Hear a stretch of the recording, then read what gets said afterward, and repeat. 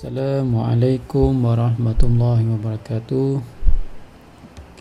Video kali ni kita nak bincang latihan minda 2.3 di bawah modul 2, klasifikasi akaun dan persamaan perakaunan. Latihan 2.3 ni berada di muka surat 54. So kita tengok soalan. Soalan pertama ialah pada 30 April 2016, baki aset perniagaan Zaleha adalah sebanyak 12,450. Liability 7,800, ambilan 400 dan mengalami kerugian rugi bersih sebanyak 1,500. Hitung baki modal pada tarikh ini. Rumus asas untuk nak cari modal adalah aset sama dengan modal tambah liability. Aset sama dengan modal tambah liability. Kat sini kita nampak ada rugi bersih dan juga ambilan. Ambilan dan juga rugi bersih ni berada di bahagian modal. Jika melibatkan untung bersih dan juga ambilan, so kita kena kembangkan dia punya rumus untuk modal. Modal ni modal tambah untung bersih, ataupun tolak rugi bersih. Tolak ambilan. So di salah satulah sama ada untung bersih ataupun rugi bersih. Kalau rugi bersih kena tolakkan. Itu punya rumus dia. So kita boleh kita boleh tulis jawapan dia kat tepi ni. Mula-mula kita kena tulis dia punya rumus dia. Aset sama dengan modal tambah liability. So kita kembangkan lagi. Aset sama dengan modal tolak rugi bersih tolak ambilan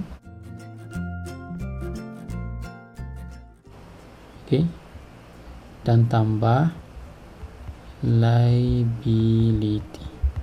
Bila kita dah pecahkan, so kita masukkan nilai dia. Aset 12,450,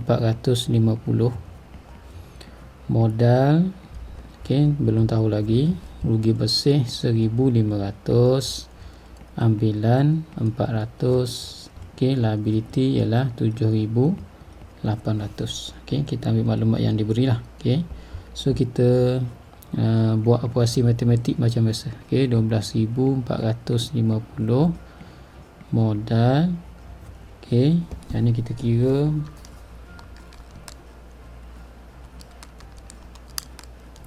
kat sini 5,900. So kita pindahkan modal 12,450 tolak 5,900. So jawapannya ialah 6,550. So selesai dia punya ni jawapan untuk yang pertama. Nombor 2. Nombor 2 ialah butiran di bawah diambil daripada buku kedai runcit Sam pada 31 Disember 2016. Diberi premis, inventory, akaun belum terima, tunai tangan, tunai di bank dan juga akaun belum bayar, Thomas. So dengan menggunakan persamaan perakaunan, hitung modal kedai runcit Sam pada tarikh tersebut. Tunjukkan langkah pengiraan anda. Untuk kita buat ni, kita kena kenal dulu mana satu aset, mana satu liability. Bila kita kenal dua tu, kita boleh cari modal. So premis adalah aset. Aset bukan semasa. Inventory adalah aset semasa. Akaun belum terima adalah aset semasa. tunai di tangan juga aset semasa. Okey, kita akan tulis tunai. Okey, tunai di bank dalam kurungan. Okey, tunai di bank dia boleh jadi aset, boleh jadi liability. Kalau negatif ataupun dalam kurungan ni, dia akan jadi liability semasa. Okey, so dia adalah liability. Dan satu lagi ialah akaun belum bayar adalah liability. So aset tolak liability, so kita boleh dapat modal. Okey, so kita tulis dia punya rumus dia dulu. Nombor 2, modal sama dengan aset tolak liability. Sebenarnya dia kalau ikut formula ni sama je lah. Cumanya dia pusing. Kalau liability pergi dekat aset, dia jadi tolak. So basicnya aset sama dengan modal tambah liability. Kita boleh pusing-pusing. So kita masukkan dia punya ni lah. Dia punya angka modal. Segala aset 280,500 tambah 57930 tambah 2,400 tambah 1250, kemudian tolak 800 dan tolak lagi 8,900, iaitu akaun belum bayar. So kita boleh kira lah. So kita punya aset 342,080 tolak 800, 8,900, 9,700. So dia punya jawapannya ialah 332,380. 332,380. So itu jawapan untuk modal. Modal bagi soalan nombor 2. Soalan nombor 3. Nombor 3. Encik Yusof ialah pemilik perniagaan jati yang beroperasi di Shah Alam, Selangor. Baki aset dan liability perniagaan pada 31 Januari adalah seperti berikut. Dia beri perabot. Kita tulis perabot aset, inventory aset, akaun belum terima aset, bank juga aset sebab dia positif, dan juga akaun belum bayar, iaitu jadi liability. So kat sini dia tak bagi modal. Modal kita boleh cari dengan aset tolak liability. So kita akan dapat modal. Untuk soalan berkaitan dengan menyediakan persamaan perakaunan, iaitu yang bawah ni kan, yang jadual ni, perlu kita cari modal dulu. Perlu kena cari modal jika tidak diberikan. Kalau dah beri tak ada masalah. So kita boleh cari dulu modal ni. Kita kira aset dulu, 4,800, 2,100, 5,400, 3,810. Aset 16,110, tolakkan liability 1810. So kita punya modal adalah 14,300. 14,300 modal. So dia punya ni lah. Walaupun tak diberi, kita boleh cari. So maksudnya kalau soalan melibatkan persamaan, mesti kita kena cari modal. Urus niaga berikut telah berlaku sepanjang bulan Februari 2016. 1 hingga 7 Roman ni. So kita akan buat satu-satulah. Setiap urus niaga ni dia akan memberi kesan. Tak semua kesan yang akan kena. Boleh jadi 2, boleh jadi 3. Paling kurang kesan tersebut akan memberi kesan. Maksudnya memberi kesan kepada aset, liability ataupun equity. Paling kurang 2. 2 kesan. Paling banyak 3, paling kurang 2. Minimum tu 2. Kalau 1 tu dikira macam salah. Mesti ada 2 kesan. So mula-mula sekali rekodkan urus niaga dengan menggunakan persamaan, jadual persamaan perakaunan berikut. So kita kena tulis dulu baki yang diberikan. So baki yang atas ni, perabot semua tu, kita tulis maklumat yang pertama ni. Baki Okey, perabot 4,800, kemudian inventory 2,100, kemudian akaun belum terima 5,400, kemudian bank 3810. Okey, modal yang kita cari tadi 14,300, untung bersih tak diberikan, ambilan tidak diberikan, dan satu lagi adalah akaun belum bayar 1810. Okey, itu langkah pertama, kita masukkan baki dulu. Okey, untung bersih ambilan tu belum ada lagi lah. Okey, so dia kat situ kosong. Okey, tak ada nilai. Okey, so kita punya urus niaga yang pertama ialah, so kita baca, membeli 4 buah meja pejabat bernilai 2,800 dengan cek. Okey, meja pejabat di bawah perabot. Bila kita beli, so kita punya perabot tu bertambah. Okey, so satu Roman ni perabot bertambah sebanyak 2,800. Okey, kemudian dia beli dengan cek. Cek tu maksudnya dengan bank. Bila kita beli barang dengan duit, okey, so duit kita akan berkurang. Okey, bank akan berkurang sebanyak 2,800. So kalau berkurang kita tulis dalam kurungan 2,800. Okey, ataupun awak tulis tolak. Okey, tolak 2,800. Okey, selesai. Okey, yang kedua Roman, menerima cek. Okey, menerima cek daripada akaun belum terima berjumlah 1960. Maksudnya kita menerima duit sebanyak 190 dengan cek, ataupun kita panggil bank. So bank akan bertambah. Okey, bank bertambah sebanyak 1960. Okey, kemudian akaun belum terima, maksudnya pelanggan kita. Pelanggan kita bayar duit dekat kita, so hutang pelanggan kita akan berkurang. Okey, so kita kena tolak akaun belum terima.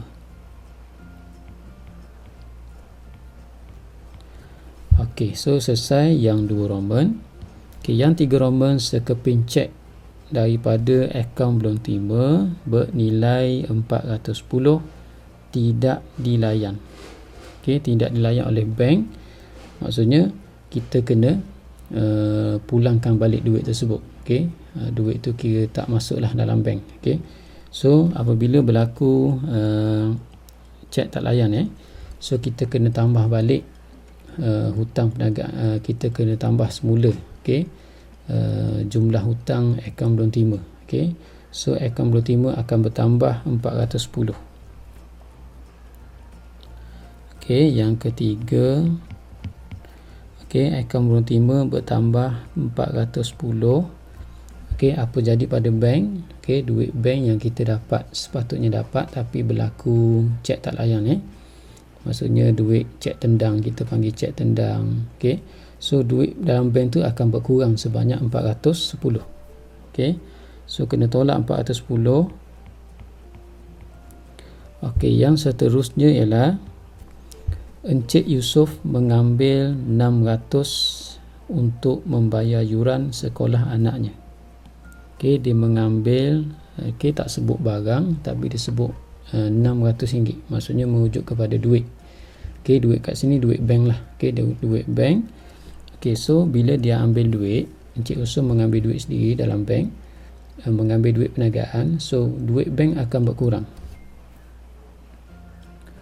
Okey, yang keempat, okey, bank akan berkurang sebanyak 600. Kemudian dia kata untuk membayar yuran sekolah anaknya.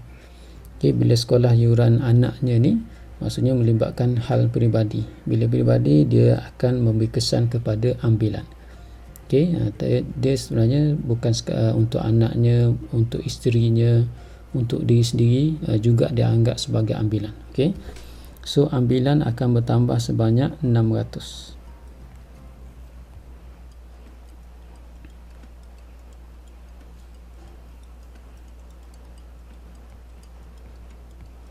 Okey, yang seterusnya ialah okey, menjelaskan hutang. Okey, yang kelima, menjelaskan hutang sebanyak 800 dengan menggunakan cek. Okey, menjelaskan hutang ni hutang dengan pembekal kita ataupun kita panggil akaun belum bayar. So duit kita akan berkurang sebab menggunakan duit cek ataupun duit dalam bank. Okey, so 800 akan berkurang duit bank. Okey, kemudian kita punya pembekal ataupun akaun belum bayar, so dia akan berkurang. Okey, sebab kita menjelaskan hutang, so hutang kita akan berkurang. Okey, 800. Okey, kemudian yang ke-6, membeli barang niaga secara kredit berjumlah 780 daripada pembekal cong. Okey, kita beli barang. Okey, barang niaga ni maksudnya inventory. Okey, inventory secara kredit. Okey, secara hutang. Okey, 780 daripada pembekal cong. Okey, pembekal cong ni merujuk kepada akaun belum bayar. Okey, sebab kita beli secara hutang. Okey, so barang niaga ni inventory akan bertambah. Okey, 780 bertambah.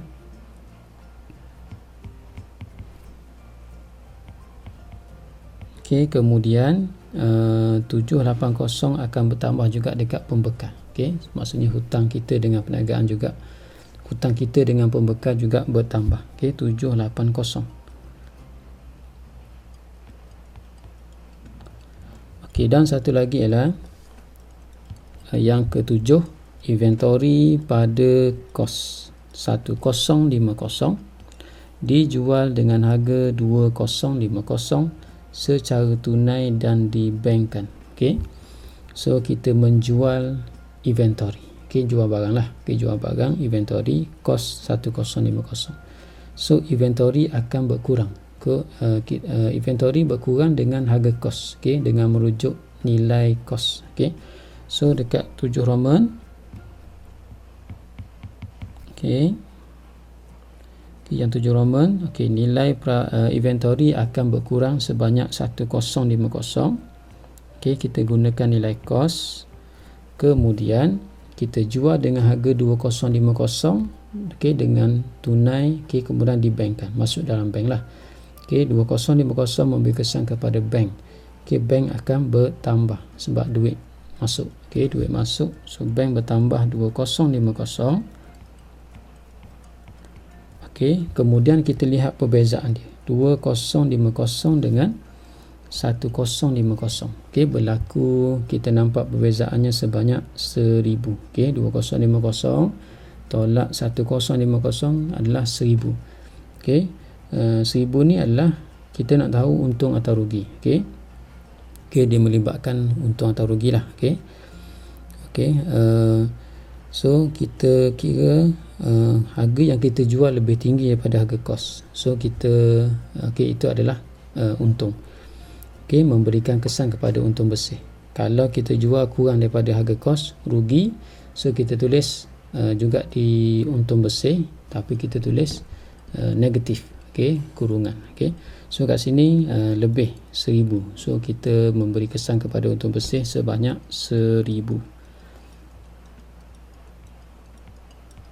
Okey, so untung bersih bertambah. Okey, so itulah dia punya cara untuk kita selesaikan jadual persamaan.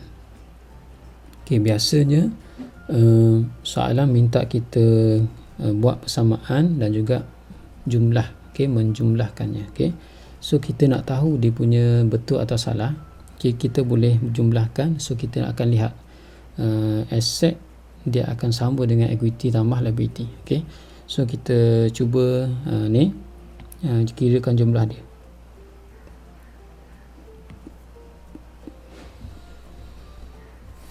Okey, perabot 7,600. Okey, inventory 2,100 tambah 780 tolak 1050 1830. Okey, akaun belum terima 5,400 1960 tolak tambah 410, 3850, kemudian bank 3810 tolak 2800 tambah 1960, tolakkan dengan 410 tolak 600 tolak 800 tambah 2050. Okey, 3210. Okey, modal 14,300, untung bersih 1,000. Okey, ambilan 600. Okey, akaun belum bayar 1810 tolak 800 tambah 780. Okey, 1790. Okey, kita nak tahu dia punya salah. Okey, sama. Okey, kita kira jumlah dia. Okey, so aset, okay, kita kira jumlah dia 7,600 tambah 1830 tambah 3850 tambah 3210. So kita dapat 16,490. Okey, so kita nak kira liability dengan modal ni. Okey, modal tambah untung bersih. Okey, modal tambah untung bersih tolak ambilan. Okey, tambahkan dengan akaun belum bayar. Okey, akaun belum bayar. Okey, so kat situlah. Okey, ambilan memang kena tolak. Okey, sebab dia catatan kontra. Okey, 14,300 tambah 1,000 tolak 600 tambah 1790. Okey, so 16,490. Okey, so samalah. Okey, so nilai tu sama. So apa yang kita buat di persamaan, jadual persamaan tu adalah betul. Okey, so kalau ikut soalan ni dia sampai sini je lah. Okey, sampai 7 Roman. So sekadar ni saya nak tunjuk macam mana kita nak tahu betul atau salah. Okey, so semoga video ni bermanfaat. Okey.